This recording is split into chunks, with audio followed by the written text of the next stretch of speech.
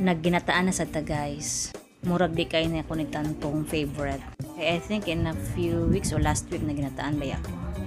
Lami magud ng sabaw na creamy. And then I type petchay which is my favorite. O diba, ginatabon lang siya sa petchay. I think last weekend ni siya na clip na ko. But for today, maghimo ta og torta na panit sa saging. Actually, kaning saging amo na ni siyang gilungag.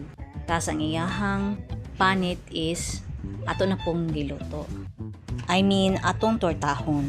Actually, nakaluto na ko ani last year. I mean, anak ko vlog ani last year but we'll make another one.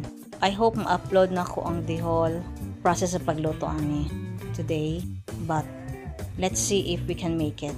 Daghan magugayong panit sa saging na sayangan ko mulabay knowing na pwede pa siya maluto. So, ako lang siya maniho guys. And at the same